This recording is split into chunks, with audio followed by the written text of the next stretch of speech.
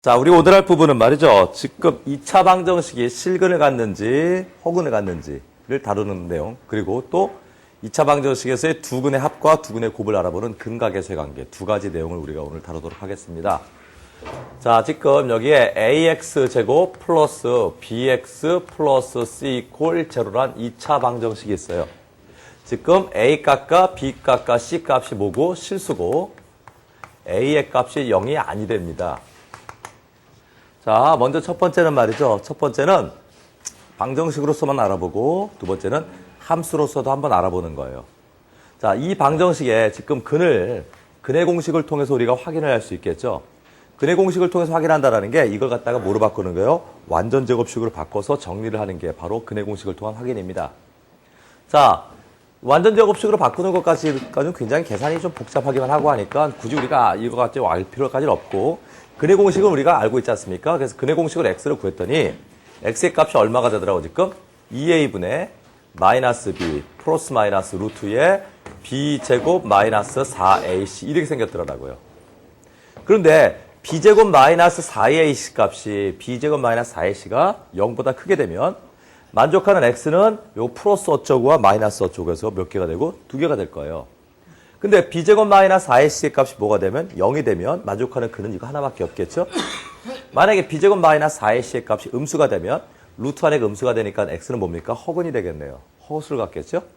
다시 말해서 루트 안의 값인 b제곱 마이너스 4ac가 이 방정식, 2차 방정식의 근이 실근인지 허근인지 아니면 두 개인지 한 개인지를 갖다가 판별해 주더라고요. 그래서 우리가 지금 b제곱 마이너스 4ac를 우리가 뭐라고 한다고요? 판별식이다라고 얘기를 합니다. 자, 이 디터미넌트는 2차 방정식에만 있는 게 아니고 수원에 가면은 행렬에서 또한 있었었죠. 행렬에서 뭘 알려주는 겁니까?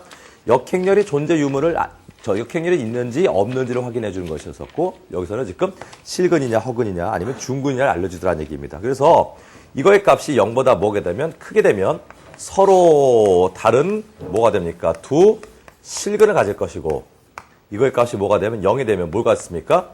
중근을 갖겠네요. 그리고 값이 0보다 뭐가 작으면 허근을 가질 것이더라 라는 겁니다. 자, A와 B와 C들은 뭐 일단 실수 일대에 대해서입니다. 근데 이제 10가에서 그것도 이제 고등학교 1학년들이 할 경우에는 A나 B나 C에 이제 뭡니까? 실수가 아니고 뭐예요? 허수가 들어가는 경우들도 있을 수 있겠죠. 그랬더라면은 중근인 경우는 여전하지만 지금 A나 B나 C에 허수가 들어가 있더라면은 이게 가령 0보다 컸다 하더라도 여기나 여기에 허수가 들어가 있다 보니까 실근이랑 보장이 있어요? 없어요? 없어요. 하지만 우리는 그런 걸 신경 쓰지 않습니다. 절대로 수학능력 시험에는 A나 B나 C 개수가 허수인 건 나오지가 않기 때문에 그런 부분까지 신경 쓸 필요 없어요. 동생이 만약에 물어보지 않습니까? 내신 때문에? 그러면 좀 곤란하죠. 하지만은 지금 내신을 하는 거 아니기 때문에 알 필요가 없다는 얘기입니다. 그래서 이 정도 내용만 아시면 돼요. 이거를 갖다가 함수의 관점에서 다시 한번 접근해 보는 겁니다. 함수의 관점에서 ax제곱 플러스 bx 플러스 c 이퀄 제로란 이차 함수가 있어요. 그럼 이거는 y 이퀄 ax제곱 플러스 bx 플러스 c란 함수와 y 이퀄 0이라는 함수와 뭘 말하는 겁니까? 교점의 개수를 말하는 거라고요. 자, 먼저 첫 번째 a가 0보다 컸었다라면 이거의 그래프가 이렇게 생겼지 않습니까? 그게 y 이퀄 0하고 교점이 없었단 말은 바로 꼭지점의 값이 0보다 뭐게 되면 크게 되면 교점이 없겠네요. 그래서 이거 계산하죠? 또 a가 0보다 작았었다면 이렇게 되면 꼭지점의 값이 0보다 뭐하게 되면 작아도 교점이 없겠네요. 이거를 계산해 보면 바로 뭐가 나오냐면 바로 b제곱 마이너스 4ac의 값이 0보다 뭐하다? 작다가 나오게 돼요. 이 경우에 살펴보면. 그러니까 이런 경우는 굳이 이렇게 그래프를 통해서 확인하실 필요 없이 여기서 그냥 기억하시면 되는 거라고요. 하지만 하여튼 방정식으로서 풀었던 아니면 함수와 함수와의 관계로 풀었던 내용은 어차피 똑같다는 얘기입니다. 그래서 여러분들이 지금 기억하셔야 할 것은 이 정도 내용만 좀 기억해 주시면 돼요. 이 정도 내용만 기억하시면 되고 여기서 만약에 덧붙인다면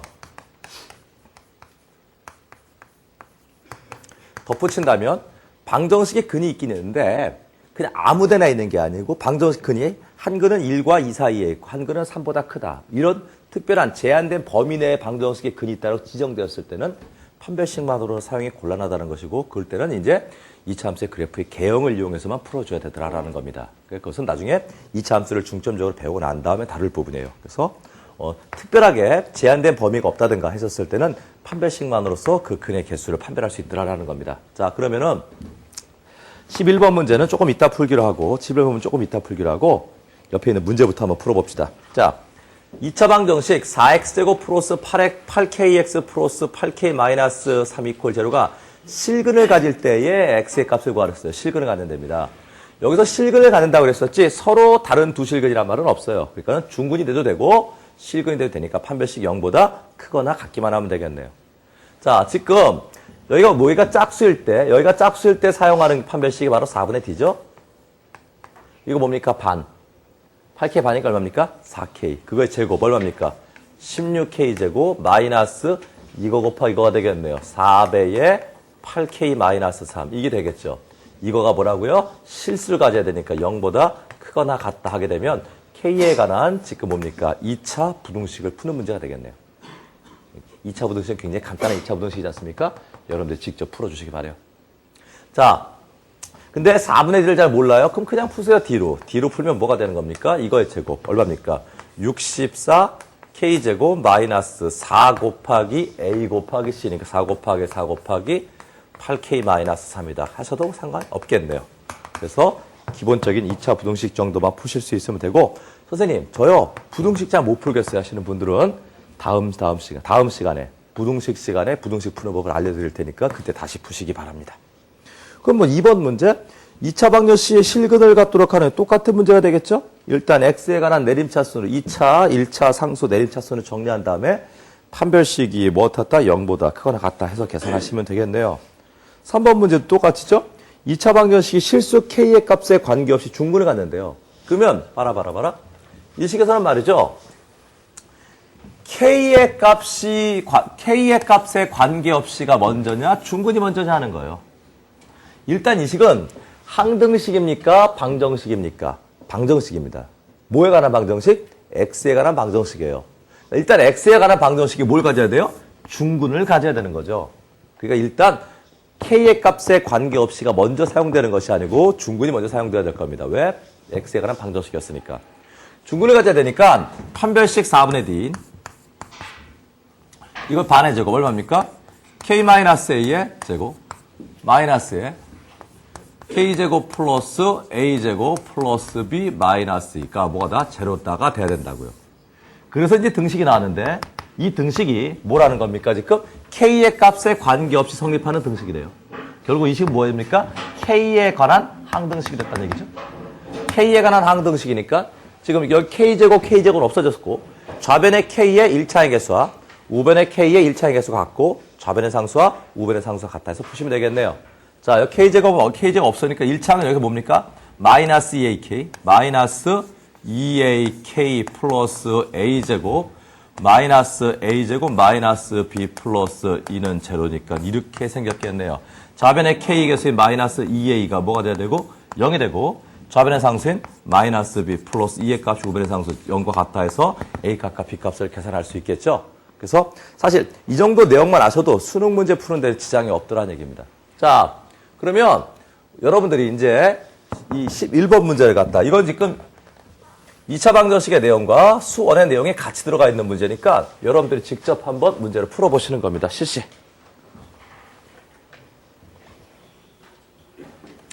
자, 보세요. 제가 여러분들 보고 풀으라고 했는데 이 중에서 뭐 대부분 학생은 잘 풀고 있는데 풀다가 좀 막힌 학생들 볼 것 같으면 2차 방정식에 대한 중근을 갖는다라는 2차 방정식에 대한 개념이 없어서 못 푸는 게 아니고 그 다음 단계 뭐예요? 수원의 내용이 취약해서 문제를 빨리빨리 못 풀어나가고 있어요. 자, 한 번 다시 봅시다. 첫 장 2이고 모든 항이 양수인 수열 AN이 있다. 다음 2차 방정식은 모든 자연수에 대해 중근을 가질 때 극한값을 구하랍니다. 자, 그러면 이 2차 방정식의 판별식 D를 구하니까 저거 뭡니까? 제곱이니까 뭐가 돼요? 루트 AN의 제곱 마이너스 4배의 AN 플러스 1 마이너스 1이 되고 이게 뭐가 됩니까? 제로다가 되겠네요. 그래서 값은 뭐가 돼요? AN 마이너스 4AN 플러스 1 플러스 4 이퀄 제로다가 돼 있을 거라고요. 그때 이 주어진 관계식을 통해서 리미트 AN의 값을 계산하시오가 문제입니다. 자, 그럼 여기서 리미트 n이 무한대로 갈 때 an의 값을 구하는 게 내용인데 이것을 푸는 방법은 지금 두 가지 방법이 있어요. 첫 번째 방법은 말이죠. 첫 번째 방법이 사실 좋은 방법이죠. 극한의 성질을 이용하는 방법입니다. 두 번째는 점화식을 이용하는 방법이죠. 그러면 실질적으로 출제자의 출제 의도가 과연 무엇이었을 것이냐 하는 거예요. 지금 극한의 성질을 이용해서 풀기를 원하는 것이었는지 아니면 점화식을 통해서 풀으라는 것인지 한번 사실 냉철하게 생각해 볼 필요도 우리가 있기는 있습니다. 자, 극한의 성질을 이용해서 푼다라는 건 이런 거예요. 리미트 n이 무한대로 갈 때 an의 값이 수렴했어요. 즉 극한 값이 존재하면 어떤 일이 벌어지냐면 리미트 n이 무한대로 가고 있을 때 an의 값과 그 다음 항의 극한 값인 리미트 n이 무한대로 갈 때 an 플러스 1의 값이 뭡니까? 같아집니다. 또 리미트 an과 리미트 an 플러스 1이 같아지면 그때 리미트 an의 값은 수렴하는 겁니다. 중요한 내용입니까? 중요한 내용이죠. 수열의 극한에서 사실 가장 기본적이면서도 가장 원론적이면서도 가장 중요한 내용입니다. 자, 그러니까 저 문제를 갖다가 지금 점화식을 이용해서 푸는 게 아니고 극한의 성질을 이용해서 푼다면 보세요. 지금 주어진 식은 an 플러스 4는 4배의 an 플러스 1이다. 이렇게 주어져 있어요, 지금. 그러니까 어떻게 하냐면 양변에다가 뭐 하는 겁니까? 리미트 n이 무한대로 간다. 극한을 취하시는 거예요. 양변이 극한을 취하게 되면 뭐가 되는 겁니까? 그래서 리미트 n이 무한대로 갈 때의 an 플러스 4는 4배의 리미트 n이 무한대로 갈 때의 an 플러스 1의 값과 같다. 이렇게 생각했네요. 물론 여기에는 이렇게 해서 약간의 문제점은 있어요. 즉 다시 말해서 이 수열이 극한값이 존재한다는 보장이 없었다라면 이런 짓을 할 수가 없는 거죠. 근데 그 수열의 극한값이 존재한다는 보장이 있어야만 이런 일을 할 수 있어요. 근데 여기서는 말이죠. 보기에서는 전부 다 극한값이 있는 거지 않습니까? 그러니까 제가 막 이렇게 해도 상관은 없었지만 사실은 출제자가 이렇게 요구하는 건 아니었겠네요. 만약에 출제자가 이렇게 풀기를 요구했었다면 문제에서 뭐라고 적혔어요? 수렴하는 수열 an에 대하여 이런 표현을 썼을 겁니다. 근데 그런 표현을 안 썼다는 말은 출제자가 요구한 것은 사실 정확히 이런 방식으로 풀어하는 건 아니었을 거예요. 하여튼 우리는 지금 이 문제를 극한의 성질로 푸는 겁니다. 자, 그러면 이것이 수렴했을 때는 이것과 이것 값이 같으니까 그 값을 갖다 우리가 알파라고 놓으세요. 이거 뭡니까 이거? 좌변은 알파 플러스 4입니다. 이퀄 우변 뭡니까? 4알파가 같다가 되겠네요. 이항하니까 결국 뭐가 됩니까? 3알파는 4, 알파는 뭐가 되더라고요? 3분의 4가 돼서 우리가 구하고자 하는 리미트 n이 무한대로 갈 때 an의 값은 얼마가 됐더라고? 3분의 4가 됐더라라는 겁니다. 자, 이게 첫 번째 풀이는 뭐를 이용한 풀입니까? 지금 극한의 성질을 이용한 풀이에요. 자, 이렇게 푸신 학생들, 이렇게 공부를 좀 많이 한 학생들은 이렇게 풀었을 거예요. 그러면 이 문제에서 10가에 관련된 부분은 단순하게 주어진 방정식으로부터 판별식이 0에 대해서 식을 만들어낼 수 있냐 요만큼인 정도였었고 요만큼을 갖다가 몰라가지고 이 문제를 못 푼 학생들은 없었으리라 생각합니다.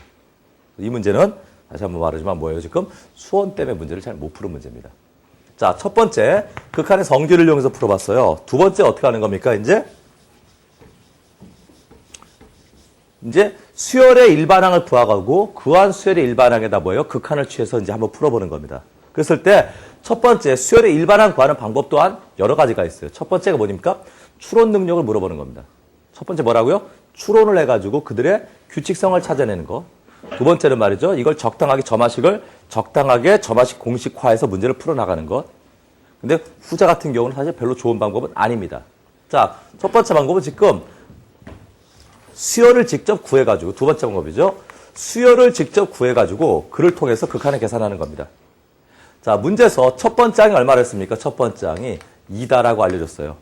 두 번째 항을 구해야 되는데 이거 이쪽으로 이항시키니까 뭐가 됩니까? 4배의 an 플러스 1은 뭐가 됩니까?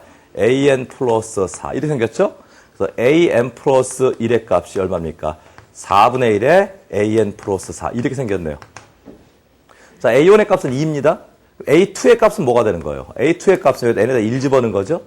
n에다 1 집어넣으니까 4분의 1 곱하기 a1 플러스 4네? a1이 얼마인데? 2. 그러니까 4분의 얼마입니까? 6. 4분의 6이니까 얼마입니까? 2분의 3. 이렇게 생각했네요. A3 값을 구하는 것. A3는 n에다 뭘 집어넣으면 2를 집어넣으면 되겠죠. 그럼 A3는 4분의 1 곱하기 A2. A2가 얼마입니까?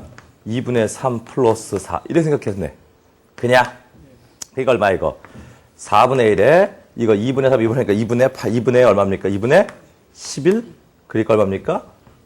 8분의 얼마입니까? 11. 이렇게 생각했네요. 그냥 하나만 더 해볼까요? A4를 구할 것 같으면 A4는 뭐가 되됩니까? 4분의 1에다가 A3 8분의 11 플러스 4 이렇게 생각했네요. 이건 뭐가 되는 거예요 지금? 4, 8에 32, 11에 32니까 얼마입니까? 43. 32분의 얼마입니까? 43. 이렇게 생각했네요. 자, 그러면 이렇게 A1과 A2와 A3 이들의 관계식에 분명히 뭐가 있을 거라고요? 규칙성이 발견될 거라고요. 규칙을 찾아봤더니 A1과 A2의 차이가 얼마가 되고 있어요? 여기서 여기 빼보니까 마이너스 2분의 1이 되고 있네요. 이거와 이거의 차이 얼마입니까? 8분의 11에서 이거 얼마입니까? 8분의 12. 얼마입니까? 마이너스 8분의 1이 되네요. 이거와 이거의 차이 얼마가 되고 있어요? 이거 32분의 43이고 이거는 32분의 44죠? 빼니까 얼마입니까? 마이너스 32분의 1. 이렇게 생겼네요. 봤더니 한과 한과 차이 이게 바로 뭡니까? 개차죠. 개차가 뭘 이루고 있어요? 등비수를 이루고 있는 개차수열입니다. 그러다 보니까 AN의 값은 개차수열의 값이 일반항이 뭡니까? AN의 값 A1 플러스 시그마 K는 1부터 어디까지? N-까지 BK. 이게 개차수열 일반항이지 않습니까? A1의 값이 얼마라고? A1의 값이 2. 2 플러스 여기 등비수열의 합인데 1항부터 몇 항까지? N-1항까지 합인데 어차피 문제는 AN을 구하는 게 아니고 거기다 최종적으로 뭐예요? 극한을 취하는 거 아닙니까? 그렇죠? 그러니까 여기다 뭐 해야 돼요? 극한을 취해야 되겠네요. 1항부터 N-1까지 더하는 게 아니고 1항부터 몇 항까지? 무한대항까지 다 더해야 되겠네요. 1항부터 무한대항까지 다 더하는 게 바로 무한 등비급수가 되는 거네요. 그래서 이 뒷부분이 뭐가 됐다고요? 무한 등비급수가 됐다고. 무한 등비급수의 값이니까 1 마이너스 공비. 공비가 얼마인데? 마이너스 2분의 1. 분해 뭡니까? 초항 마이너스 2분의 1이다 해서 뒷부분 계산해서 값을 구한 게 지금 두 번째 방법입니다. 아, 공비가 4분의 1이에요? 네, 죄송합니다. 이렇게. 이게 지금 뭐예요? 두 번째 방법이에요. 이건 지금 어떻게 한 거냐면 수열을 직접 뭐 한 겁니까? 찾아낸 겁니다. 수열을 직접 찾아내가지고 지금 개차수열을 이용해가지고 값을 구한 거였었어요. 근데 사실 말이죠. 어떻게 보면 이 방법도 말이죠. 사실 그렇게 좋은 방법은 아니에요. 그러면 우리가 실질적으로 여태까지 출제됐던 문제들을 볼 것 같으면 대부분의 문제들이 개차수열의 공식까지 활용하기보다는 그 전 단계입니다. 즉 등차수열, 가장 기본적인 등차수열이나 가장 기본적인 등비수열을 이용해서 풀게끔 요구하는 게 가장 사실 좀 합리적인 풀이 방법입니다. 이거를 점화식으로 풀 수 있어요. 적당하게 해서 지금 뭡니까? 치환을 통한 등비수열로 풀 수 있어요. 대부분의 선생님들이 치환을 통한 등비수열로 풀어줍니다. 근데 그렇게 사실 풀기 곤란한 게 뭐냐면 그렇게 풀려다 보면은 점화식에 대해서 이 점화식은 그런 점화식으로 풀었어요. 그럼 나머지 점화식도 전부 다 뭐로 풀어줘야 돼요? 점화식으로 풀어야 될 거 아닙니까? 그러면 점화식 공부를 해야 되더라는 얘기예요. 근데 실질적으로 점화식 형태에서 가장 유사한 문제가 이 문제였고 사실 물론 이런 스타일이 2007학년도 수학여행 시험에 출제됐어요. 하지만 그 풀이를 어떻게 저처럼 이런 방법으로 하는 게 훨씬 더 틀릴 일이 사실 적죠. 그리고 이것도 사실은 이렇게 푸는 게 아니고 잘 보도록 하세요. 사실은 식을 이렇게 만들어서 개차수열로 만드는 게 아니고 잘 봐. 첫 번째 항이 얼마라 했어요? 첫 번째 항이 2라고 그랬죠? 그럼 두 번째 항은 뭐가 되는 건데 두 번째 항은? 두 번째 항은 뭐가 돼요? 4분의 1에 가로 열고 뭡니까? 2 플러스 4. 이게 두 번째 항입니다. 세 번째 항은 뭐가 되나요? 세 번째 항은? 세 번째 항은 뭐가 돼요? 4분의 1이 여전히 있죠? 거기에 뭐가 되는 겁니까? 두 번째 항이 들어가는데 두 번째 항이 이거죠. 여기가 뭐가 돼요? 4분의 1에 2 더하기 4. 거기에 4. 이게 지금 세 번째 항입니다. 하나만 더 해보면 네 번째 항을 구해보면 네 번째 항도 여전히 뭐 있어요? 4분의 1이 써있고 그 안에 뭐가 있어요? 세 번째 항. 세 번째 항 뭐야? 4분의 1, 4분의 1, 2 더하기 4, 더하기 4, 더하기 4. 이래 생겼네요. 여기에 분명히 뭐가 있을 거라고요? 규칙성이 있을 거라고요. 자, A사 네 번째 항이다 보니까 이 새끼는 4분의 1이 몇 개 곱해졌어요? 3개. 얘는 4분의 1이 3개, 얘도 4분의 1이 몇 개? 3개. 얘는 4분의 1이 몇 개? 2개. 얘는 4분의 1이 몇 개? 1개. 그렇게 곱해져 있네요. 얘도 보세요, 얘는 2가 4분의 1이 몇 개 곱해졌어요? 2개. 얘는 4분의 1이 몇 개 곱해졌어요? 얘도 2개. 얘는 몇 개? 한 개. 이런 형상이 되고 있죠. 그러니까 AN을 구하면 좋습니다. 2하고 4는 합친 거로 합시다. 2하고 4는 합친 거란 뭐예요? 6이 4분의 1이 몇 개만큼이 곱해져 있겠어요? n-1개만큼 곱해져 있겠네요. 그리고 난 다음에 4는 그 다음 4는 몇 개 곱해졌고 그 다음 4는 4분의 1이 몇 개 곱해졌고요? n-2개. 그 다음 4는 몇 개 곱해졌고요? n-1개에서 땡땡땡땡에서 4가 4분의 1까지 곱하는 것. 이렇게 값이 추론될 거라고요. 이렇게 해서 AN을 추론하는 겁니다. 그 다음에 여기다 뭡니까? 극한을 취하시면 되죠. 여기다 극한을 취하면 이걸 뭡니까? 값은 0으로 수렴하겠죠? 이 부분이 바로 뭐가 되는 겁니까? 무한 등비급수 부분이 되겠네요. 그래서 이 부분은 초항이 얼마고 1이고 공비가 얼마인 4분의 1인 무한 등비급수가 되니까 답은 뭐가 돼요? 1-4분의 1분의 1이 돼서 뭐가 됩니까? 답은 3분의 4가 됐을 거라고요. 사실 가장 수학능력 시험적 풀이는 이 풀이가 가장 수학능력 시험적 풀이입니다. 저만식으로부터 그들이 뭘 찾아내는 겁니까? 규칙성을 찾아내는 거예요. 그런데 다시 한번 얘기하지만 수열에서 다루는 가장 기본적인 거는 뭐냐면은 등차 수열과 등비 수열을 이용한 풀이입니다. 사실 개차 수열을 이용한 풀이도 실질적으로는 수학능력 시험 틱하지 않습니다. 왜냐하면 사전에 개차 수열이라는 거에 대해서 사전에 뭐가 암기가 들어가 있어야 풀 수 있기 때문에. 그래서 가장 좋은 풀이는 이런 추론을 통한 풀이가 사실 가장 좋은 풀이고 이런 걸 갖다가 연습을 많이 하셔야만이 수학력 시험의 점수를 잘 받을 수 있다는 얘기예요. 근데 학생들은 이런 부분을 연습을 하지 않고 이런 부분을 연습하지 않고 어떻다고요? 점화식을 공식적으로 푸는 방법을 갖다가 암기한다든가 해서 푸는 걸 연습을 하고 그 전 단계에서 다시 또 수원을 위주로 공부를 하지 않고 뭐 한다고? 10가를 잡고 공부를 하다 보니까 실질적으로 점수가 안 나오더라는 얘기예요. 이 문제에서 물론 이거를 모르면 판별식을 모르면 도저히 문제를 풀 수 없기는 없죠. 하지만 판별식을 안다고 하더라도 수열을 모르면 문제를 못 풉니다. 극한을 몰라도 문제를 못 풀어요. 근데 여기서 수열의 내용은 어느 정도 내용의 범위만큼 들어있어요. 하지만 수원의 내용은 진짜 요만큼밖에 되지를 않더라는 거예요. 이것도 여기선 생각하는 힘이라든가 사고력이라든가 추론 능력을 요구하는 것도 아니고 단순히 기계적으로 기억하기만 하면 되더라는 얘기입니다.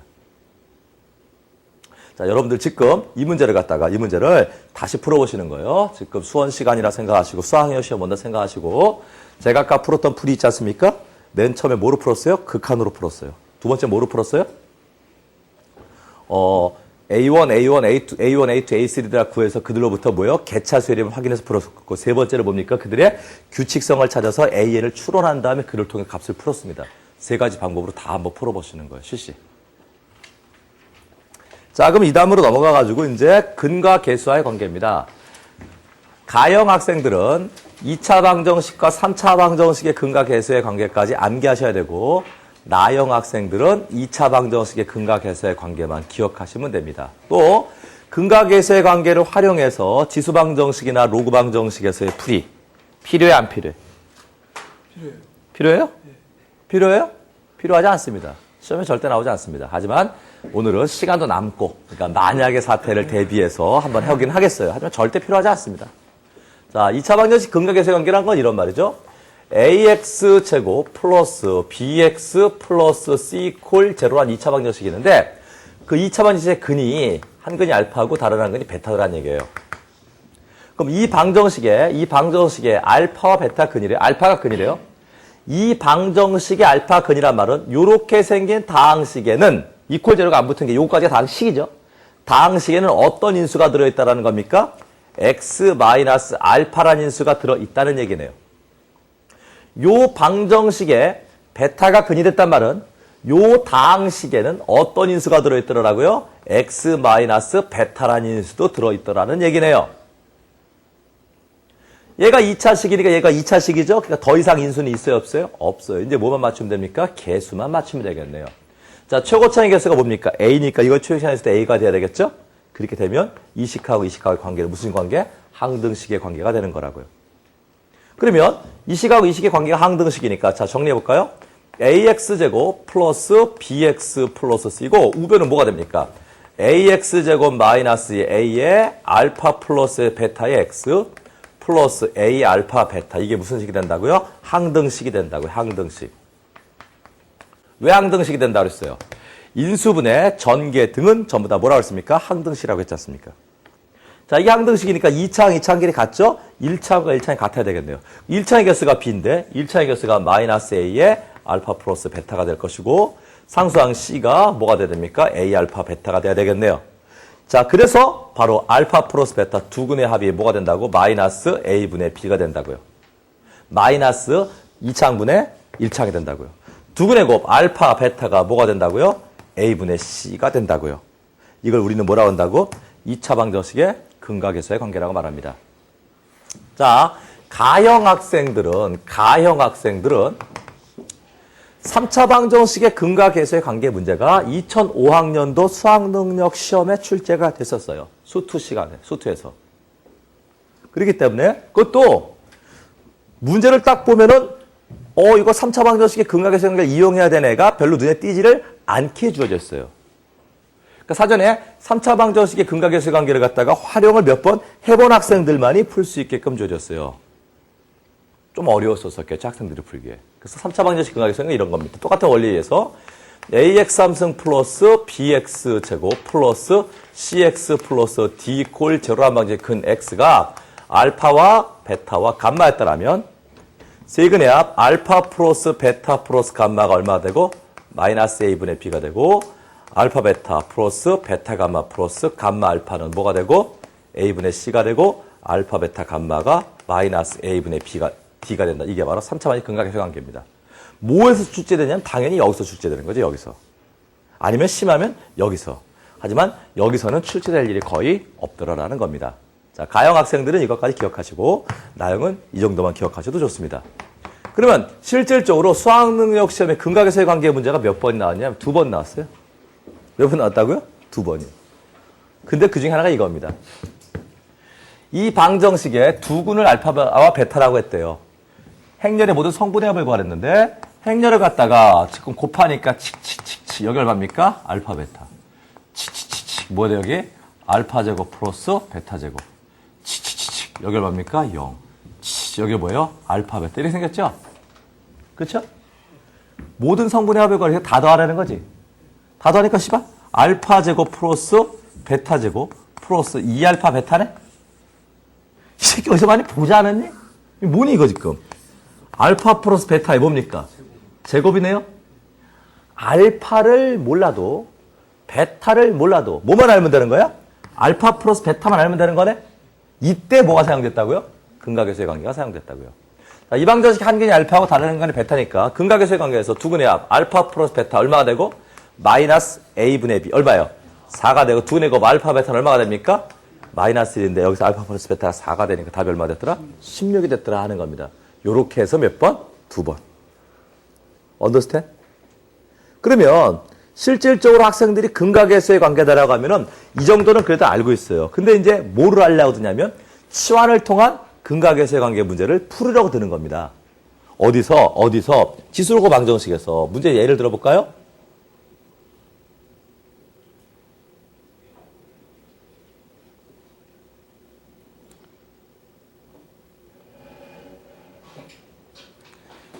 제가 수원 시간에도 얘기했었어요. 수원 시간에도 얘기했었지만 좀 이따 이제 전부 다 확인을 시켜드릴게요. 근데 이제 선생님들이나 아니면 문제집들이 이제 좀 멋있게 풀으려고 해요. 굉장히 현학적이죠? 현학적인 거 좋은 거야, 나쁜 거예요? 나쁜 거예요. 실전에서 써먹을 수가 없어요. 실전에서 시간을 잡아먹습니다. 그러니까 실전에서 써먹을 수 없는 방법은 연습하지 마셔야 돼요. 실전에서 써먹을 수 있는 방법으로 연습을 하셔야 됩니다.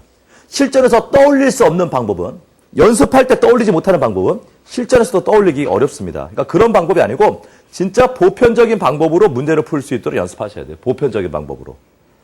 자, 지금 제가 지금 문제를 낼 텐데 여러분들이 지금 문제를 풀어보시는 겁니다. 알았죠? 이게 06학년도 수능에 나왔었던 문제입니다. 06학년도 수능에 나왔었던 문제인데 이 문제를 여러분들이 한번 풀어보시는 거예요. 알았죠? 어떻게 푸냐면 봐. 제가 뭐라고 노가리 까기 전에 여러분이 머릿속에 제가 말한 선입견 들어가기 전에 여러분들이 방법이 있었지 않습니까? 그 방법을 한번 풀어보십시오. 실시.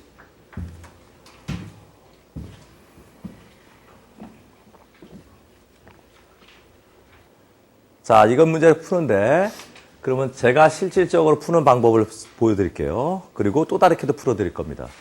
지금 이 문제를 갖다가 여러 가지 방법으로 풀 텐데 세 가지로 풀겠습니다. 세 가지로. 그럼 과연 출제자의 의도가 첫 번째일 것이냐, 두 번째일 것이냐, 세 번째일 것이냐 여러분들 일단 생각을 한번 해보시고 첫 번째인지 두 번째인지 세 번째인지는 뭘 보면 알 수 있냐면은 교육과정 평가원에서는 풀이를 안 주지 않습니까? 뭐 보면 알 수 있냐면 이거와 유사한 다른 문제, 다른 평가원에서 봤던 다른 시험 아니면 다른 수학력 시험 문제들을 보면서 그들의 규칙성을 찾아보시면 알 수 있을 거예요. 자, 첫 번째 풀이 이렇게 한 거죠. 2x승, 4x승 있으니까 이거 뭡니까? 치환을 통한 지수방정식 문제입니다. 그래서 이건 생긴 게 2x승의 제곱 마이너스 7 곱하기 2x승 플러스 12콜 제로인데 곱해서 12 더해서 마이너스 7이니까 인수분해 됩니까? 인수분해 되죠. 마이너스 3하고 마이너스 4로. 그래서 어떻게 인수분해 됐더라고요? 2x승 마이너스 3에 2x승 마이너스 4 이콜 제로 이렇게 인수분해가 됐어요. 그럼 이 방정식 한 근이 알파하고 다른 근이 뭐가 되는 거예요? 베타가 된 거네요. 그렇죠? 그러면 결국은 2x승 마이너스 3 이콜 제로란 방정식 한 근, 이게 한 근이 뭐라고? 알파고 2x승 마이너스 4 이콜 제로란 방정식 이게 하나가 뭐라고요? 베타가 됐더라고요. 그냥? 근데 우리한테 필요한 거는 알파야, 2의 알파승이야. 그러니까 알파, 그러니까 집어넣으니까 2의 알파승은 뭡니까? 3. 근데 우리가 필요한 건 2의 알파야, 2의 2알파야. 2의 2알파죠? 이거 제곱하니까 2의 2알파는 뭐가 되는 겁니까? 9. 베타가 이거의 근이니까 2의 베타승이 얼마입니까? 4. 그러니까 2의 2베타승은 얼마입니까? 16. 그 답이 얼마가 됐더라? 25가 됐다. 이게 첫 번째 풀입니다. 이게 첫 번째 풀이에요. 한마디로 지금 사실 여기서 x의 값 쉽게 구할 수 있죠. 얼마야? 2. 여기서 x의 값 구하려면 로그를 이용해야 되죠. 뭐 어려운 건 아닙니다. 굉장히 로그에서 초보적인 거니까. 하지만 출제자의 의도는 가장 출제자의 의도가 이거였던 것 같아요. 이제 두 번째 풀이는 이거죠. 이렇게 인수분해를 했어요. 그래서 2의 x승이 3이든가 4다. 필요한 건 x니까 x는 바로 뭐가 돼요? 로그 2의 3이든가 로그 2의 4다. 그러니까 2의 로그 2의 3의 2 더하기 2의 로그 2의 4. 이렇게 생각했네요. 올라가니까 얼마입니까? 로그 2의 9죠. 지금 A의 로그 B의 C승은 C와 A 자리를 바꿀 수가 있네요. 그러니까 이거 뭡니까? 요거는 뭐가 돼요? 9의 로그 2의 2가 되겠네요. 더하기 4가 2의 4로 올라갔습니까? 16이죠? 이거 바꾸기가 뭡니까? 16의 로그 2의 2네. 로그 2의 1이고 이것도 1이니까 답은 얼마더라? 25. 이게 두 번째 풀이였었어요. 이게 두 번째 풀이였었어요. 세 번째 풀이가 이제 가장 뭡니까? 세 번째 풀이 보도록 하겠어요. 2의 x승 제곱 마이너스 7 곱하기 2x승 플러스 12콜 제로란 방정식입니다. 이 방정식은 x가 한 근이 알파고 다른 한 근이 베타가 되는데 수원 시간에도 제가 얘기했었지만 학생들은 이거는 써놓지만 그 근이 x가 알파와 베타를 이걸 쓴다고 안 쓴다고? 안 써요. 그리고는 뭐합니까? 치환을 하는데 이 x승을 t다 이렇게 치워 놓고선 이 식을 t제곱 마이너스 7t 플러스 12는 제로다 이렇게 써주셔야 되는데 이것도 쓴다고 안 쓴다고요? 안 써요. 그리고는 난데없이 이 방정식은 알파 베타인데 얘도 뭐가 된다? 알파 베타라고 이렇게 놓는 거예요. 아니 방정식이 달라졌죠? 변수가 달라졌죠? 왜 근이 똑같겠습니까? 근이 달라졌겠죠? 근데 막 이렇게 하는 거예요. 그러니까 한마디로 말해서 체계적이고 논리적으로 해나가면 틀릴 일이 없는데 중간 과정에서 생략하는 거예요. 풀이는 선생님 풀이는 암산하려면 풀이는 생략해도 되죠. 하지만 식은 생략하면 안 되는 거죠. 이런 것들은 풀이가 아니고 뭡니까? 식들입니다. 식들. 그래서 정확하게는 이 방정식이 뭐에 관한 방정식이야?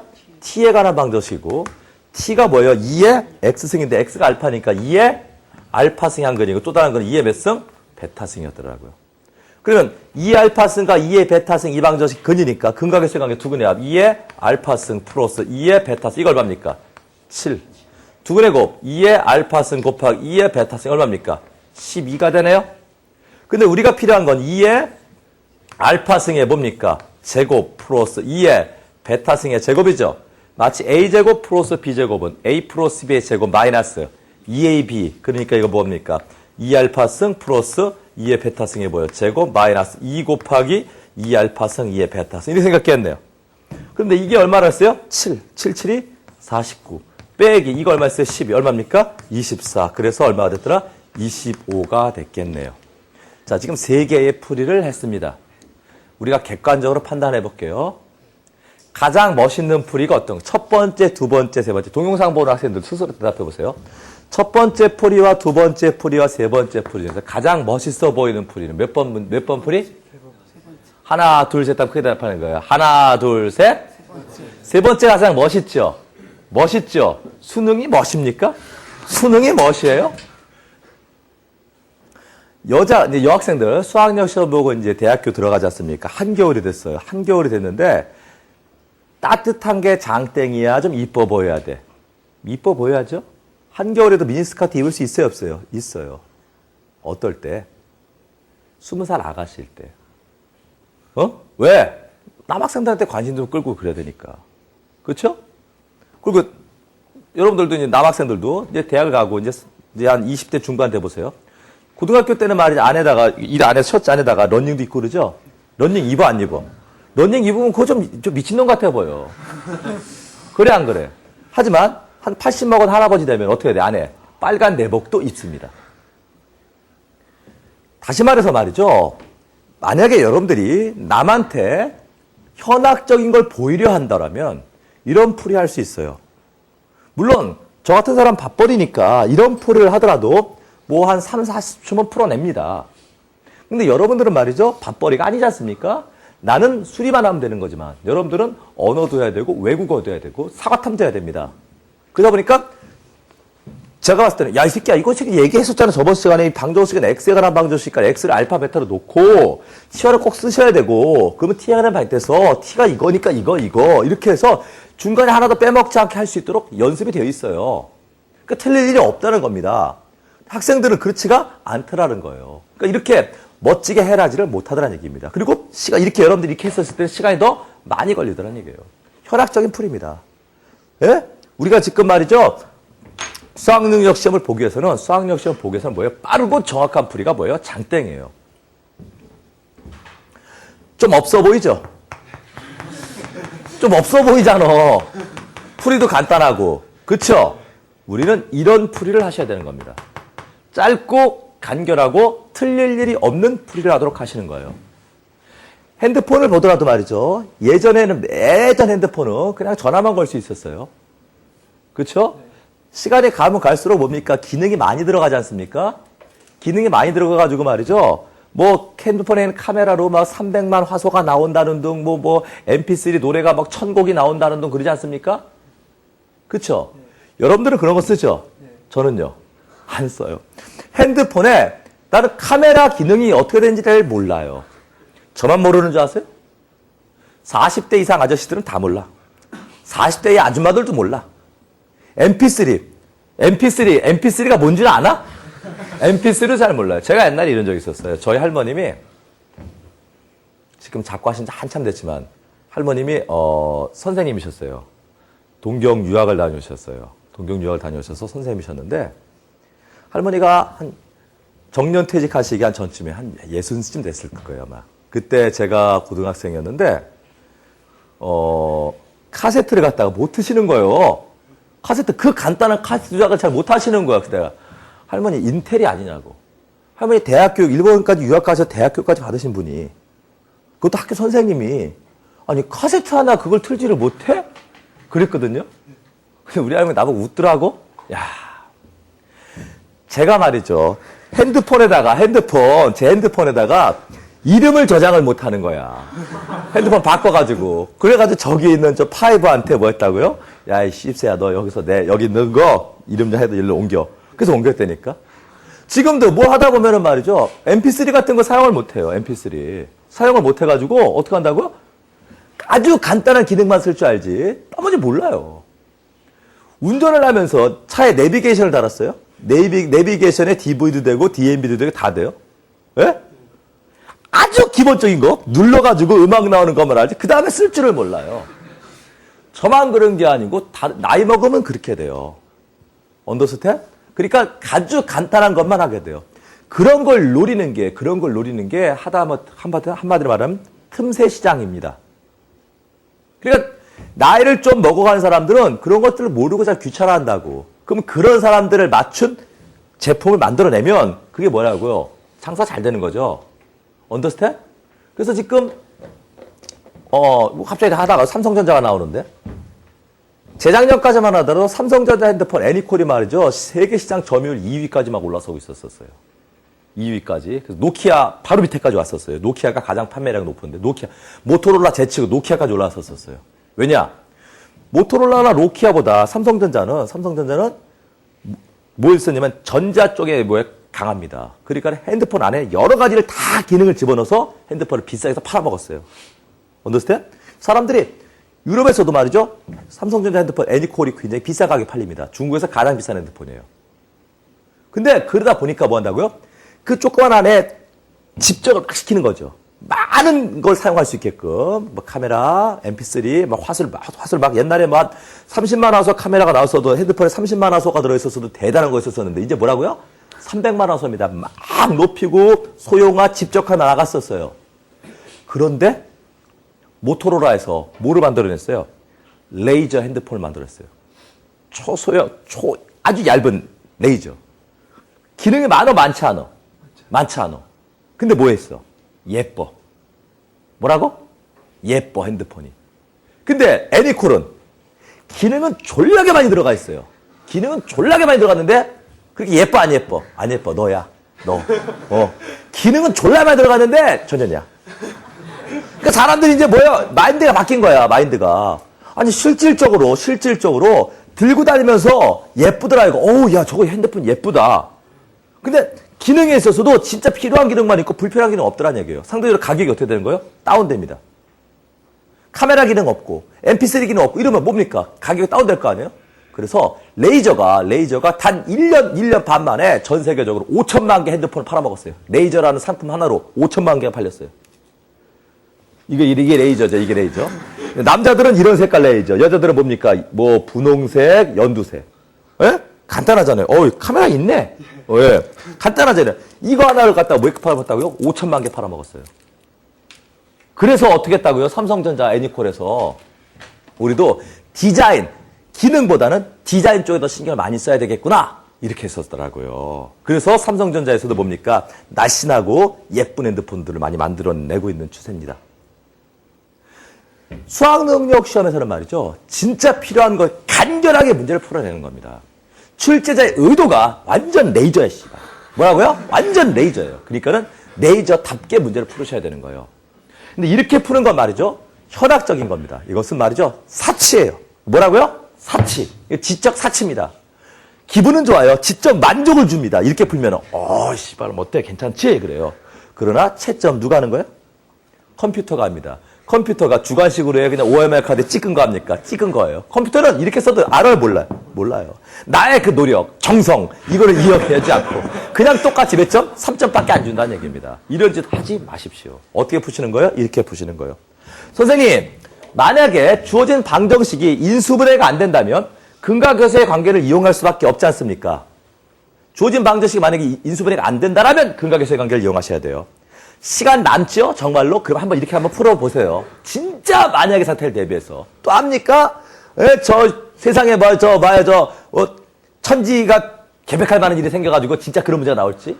근데 그런 문제가 나올지 안 나올지는 뭘 보고 판단하는 거냐면 기출문제를 보고 판단하는 겁니다. 기출문제에서 지금 지수로그 방정식, 근각계수의 관계가 나올 수 있는 유일한 부분이 지수로그 방정식 부분과 지수로그 부등식 부분입니다.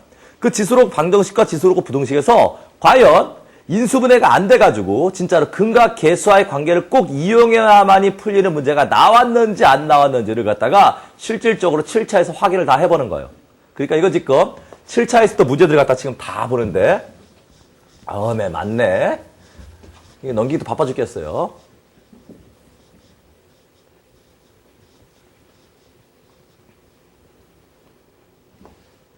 자, 지금 말이죠. 7차에서 나왔었던 10번의 시험입니다. 10번의 시험 중에서 단 한 번도 빼지 않고 10번의 시험 중 나왔던 문제를 다 보는 거예요, 지금. 자, 이거 지금 지수로그 부등식 문제죠. 그쵸? 곱해서 마이너스 2 더해서 1이니까 2하고 마이너스 1하고 인수분해 되죠? 인수분해 됩니다. 그러니까 근각계수의 관계가 필요 없어요.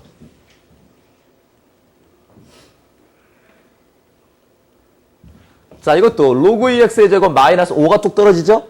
마이너스 5 로그 2x 플러스 6이니까 곱해서 6 더해서 마이너스니까 마이너스와 마이너스 다 민수분해 되네요.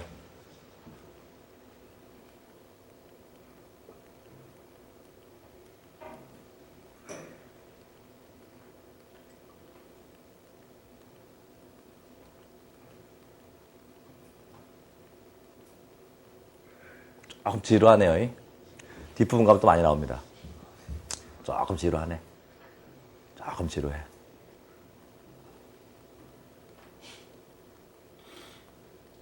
지루해도 보셔야 돼요. 이거 아까 그 문제에서 썼죠? 이것도 곱해서 2 더해서 마이너스 3이니까 마이너스라고 마이너스 이것도 인수분해 되죠?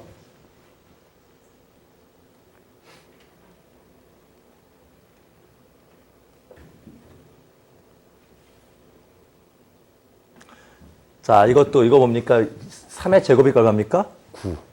9 곱해서 18 더해서 마이너스 9. 누가 합니까? 마이너스 3하고 마이너스 6. 이것도 인수분해 되죠?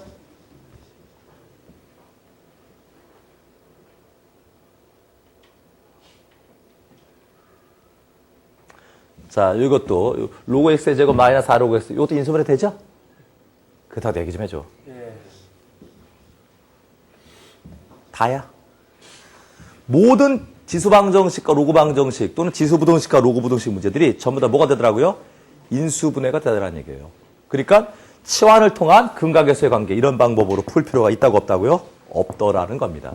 그런데 이제 공부를 다 끝냈어요. 수원을 이제 확실히 다 했어요. 한 7월이나 8월쯤 되지 않습니까? 그때 됐었을 때 이렇게 풀어요. 그땐 용서해 준다고. 언더스탠? 그땐 이렇게 푸는 거에 대해서 용서를 해줘요. 하지만 이렇게 풀 줄은 알지만 실질적으로 본인 스스로도 시험 볼 땐 이렇게 풀어요, 안 풀어요? 안 풀어요. 이렇게 풉니다. 근데 미친 척하고 시험에 인수분해 안 되는 걸 알았다라면 이제 풀 수 있는 능력이 한 7월, 8월쯤에 다시 해봤으니까 그때 되니까 풀 수 있는 거죠. 하지만 지금은 이런 거 할 때가 아니라고요. 지금 이런 거 아니고 기본적으로 이렇게 푸시면 되는 거고 그리고 수원 10가나보다 뭐라고요? 수원을 하시는 겁니다. 아시겠죠? 아이 대답 좀 해봐. 아시겠죠? 절대로 그렇게 현학적으로 문제를 풀지 마시기 바랍니다. 진짜 가장 빠르고 간결하고 정확한 방법으로 문제를 풀어주시기 바라요. 오늘 수업은 여기서 마치도록 하고 다음 시간에 이제 뭐 나갑니까? 다음 시간에 부등식을 나가도록 하겠어요. 알았죠? 다음 시간에 부등식을 나가는데 다음 시간에 나가는 것 중에 부등식 중에 절대 부등식에 있는 산술기하 평균을 이용한 부등식 중요합니까? 안 중요합니까? 중요해요. 산술기하 평균을 이용한 부등식은 중요하니까 다음 시간에 꼭 빼먹지 말고 들어오시기 바랍니다. 안녕.